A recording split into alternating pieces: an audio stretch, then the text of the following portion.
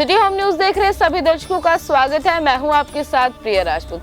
22 जनवरी को रामलला अपने भव्य राम मंदिर में विराजमान हो गए और रामलला की प्राण प्रतिष्ठा जो है हो गई। पूरे भारत में महा उत्सव मनाया गया। देश ही नहीं विदेशों में भी बहुत हर्षोल्लास और उत्सव का माहौल था। जगह जगह भंडारे लगे, लड्डू बांटे गए, लंगर लगा और लोगों ने भी कल साल में दूसरी बार दिवाली मनाई। उसी को लेकर अब अयोध्या में भव्य राम मंदिर में विराजमान रामलला के लिए आभूषण, आध्यात्म रामायण, वाल्मीकि रामायण, रामचरितमानस और अलवंद्र स्तोत्रम जैसे ग्रंथों पर लंबे रिसर्च और स्टडी के बाद तैयार किए गए हैं।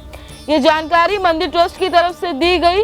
रामलला के आभूषण अंकुर आनंद के लखनऊ स्थित हर सहायमल श्यामलाल ज्वेलर्स ने तैयार किए।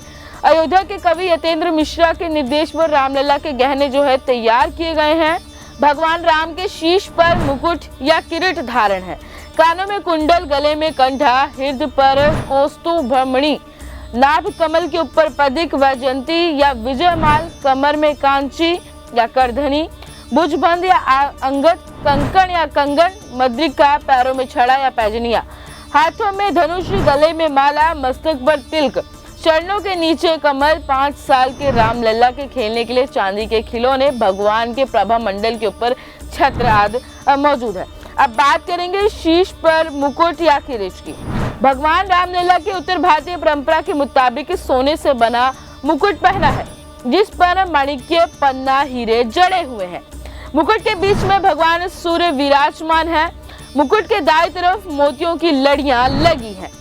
अब बात करते हैं रामलला के कुंडल की।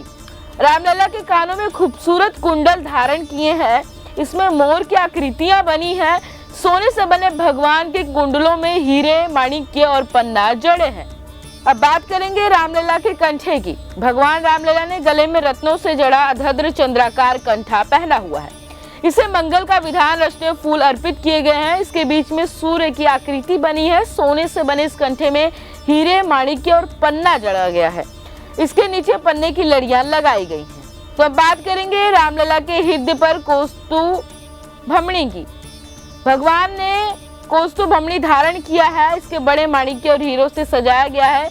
शास्त्रों के मुताबिक भगवान विष्णु और उनके अवतार हृदय में कौस्तुभमणि धारण करते हैं, इसलिए रामलला को भी इसे धारण कराया गया है।